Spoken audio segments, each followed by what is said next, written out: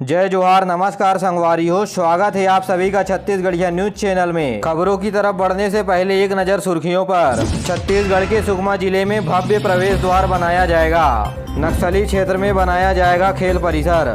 छत्तीसगढ़ के खिलाड़ियों के लिए प्रतिभा दिखाने का एक नया अवसर। और प्रदेश में थाना प्रभारियों का बड़े पैमाने पर किया गया तबादला। डॉक्टरों ने कोटा विधायक रेणु जोगी की तबीयत खराब होने की बताई बड़ी वजह। और छत्तीसगढ़ के सिनेमा घरों में अब मुफ्त में दिखाए जाएंगे फिल्में। आइए जानते हैं खबर विस्तार से।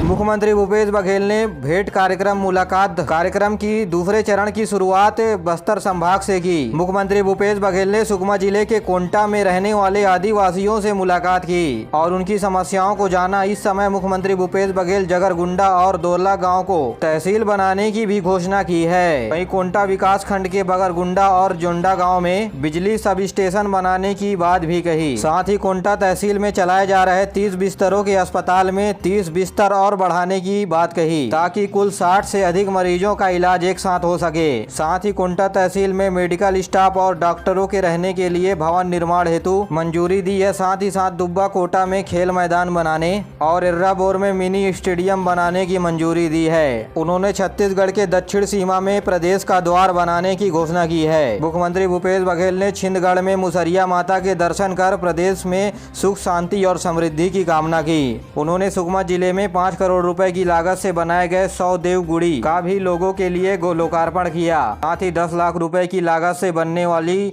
2 देवगुड़ी का भूमि पूजन भी किया।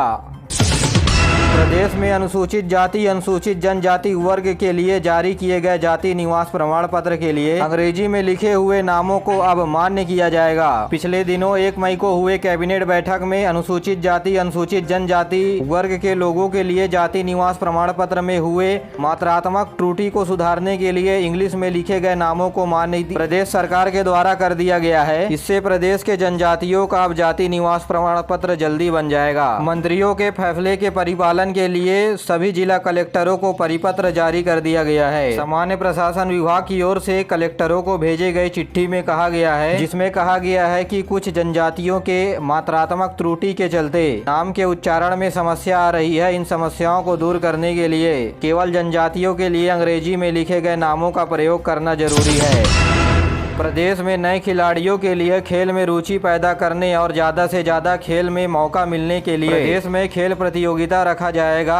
देश के खेल एवं युवा मंत्रालय की ओर से विकास खंड और जिला स्तर पर सब जूनियर और जूनियर वर्ग में अलग अलग खेलों की प्रतियोगिताओं का आयोजन किया जाएगा। बालक और बालिका वर्ग में होने वाले खेलों में जीतने वाली टीम को पुरस्कार भी दिया जाएगा। विकास खंड स्तर में हॉकी, वॉलीबॉल, कबड्डी, खो खो और क्रिकेट के साथ ही एथलेटिक्स, बैडमिंटन और कुश्ती प्रतियोगिता का भी आयोजन किया जाएगा। वहीं जिला स्तर पर हॉकी, फुटबॉल, कबड्डी, खो खो और क्रिकेट समेत 2 अन्य छत्तीसगढ़ के पारंपरिक खेलों का मुकाबला होगा।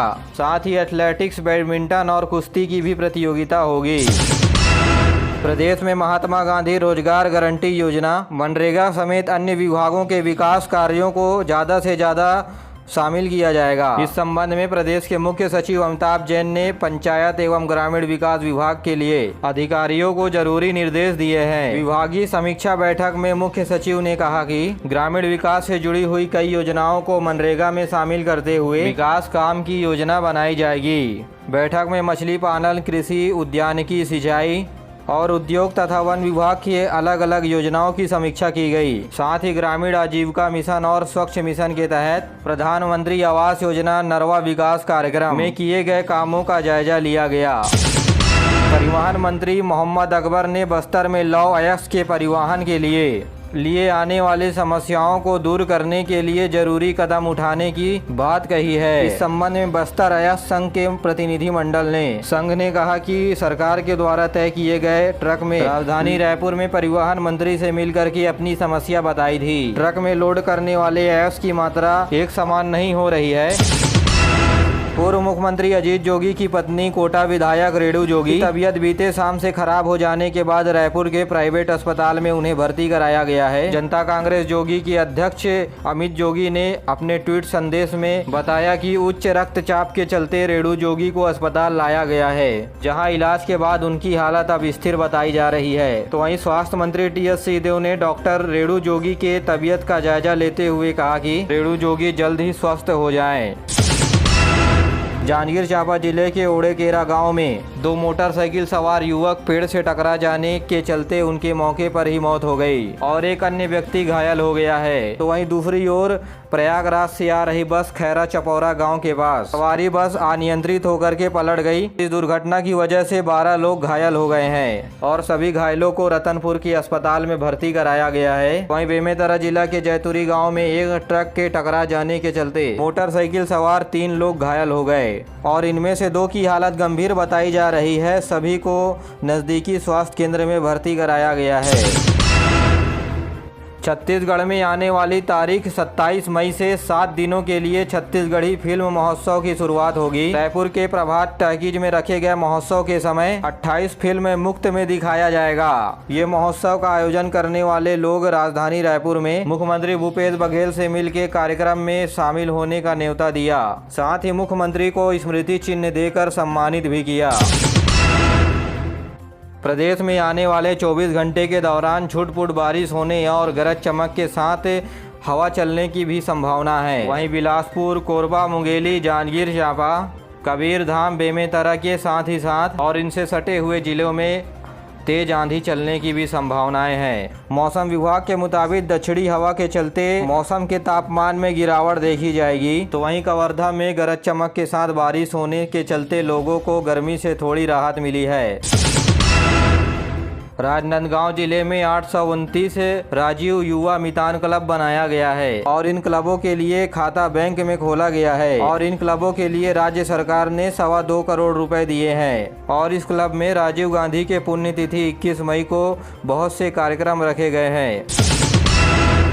और अब कुछ अन्य खबरें। रायपुर जिले में 30 थाना प्रभारियों का ट्रांसफर किया गया है। जिले के वरिष्ठ पुलिस अधीक्षक प्रशांत अग्रवाल ने बताया कि 30 थाना के प्रभारियों का तबादला कर इन थाना में नए प्रभारी नियुक्त कर दिए गए हैं।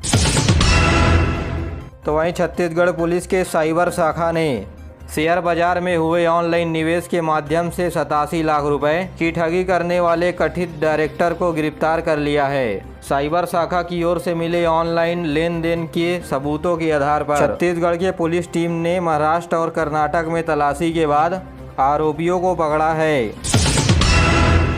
और रायगढ़ जिले के धर्मजयगढ़ विकास खंड में 63 लघु वनोपज संग्रहण केंद्र में अब तक 95% तेंदूपत्ता का संग्रहण हुआ है।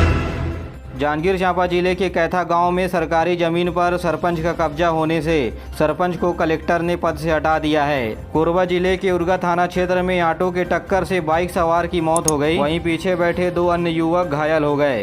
वहीं राजधानी रायपुर के डोंगर तराई में कुछ आरोपियों ने एक अनाज कारोबारी पर हमला कर 50 लाख रुपए लूट लिए। पुलिस ने मामला दर्ज कर आरोपी की तलाश शुरू कर दी है।